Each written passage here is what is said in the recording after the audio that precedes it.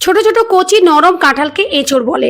তোমরা নিশ্চয়ই জানো যে এটাকে এঁচড় বলে। তো আমরা খেতে ভীষণই পছন্দ করি, আর এটাকে গাছ পাঠাও বলে।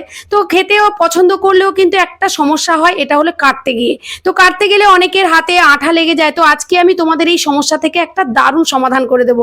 তো দুটো পদ্ধতি দেখিয়ে দেবো, দুটো পদ্ধতির সাহায্যে যদি তোমরা এঁচড়টাকে কাটো তাহলে কিন্তু হাতে একটুকুও আঠা লাগবে না। তো এই যে দেখো, আমি হাতে অনেকটা তেল নিয়ে নিলাম আর বটিতেও তেল মাখিয়ে দিলাম। তো এটা তো আমরা সবাই করি, তারপরেও দেখবে বটিতে তেল লাগানোর পরেও কিন্তু এঁচড়ের যে আঠাটা সেটা কিন্তু বটিতে লেগে থাকে, হাতেও লেগে যায়। তো কিভাবে তোমরা খুব সহজে এইটা থেকে মুক্তি পাবে আর এবার থেকে বাজার থেকে এনে নিজেরাই কেটে রান্না করবে, তো চলো দেখিয়ে দিচ্ছি। এই যে দেখো, আমি এঁচড়টাকে কেটে নিলাম। এঁচড় কাটার পরে কিন্তু প্রচুর সাদা রঙের আঠা বের হয়। তো এটাকে কি করবে, কাটার সঙ্গে সঙ্গে জলের মধ্যে ডুবিয়ে দেবে। আর জলের মধ্যে ডুবিয়ে দিলে কিন্তু এই আঠাটা পুরোটাই ধুয়ে যায়। তো এটা আমার আগে জানা ছিল না। আমার যে দিদি হেল্পিং হ্যান্ড সেই কিন্তু বললো, দিদি এঁচড়টাকে কাটা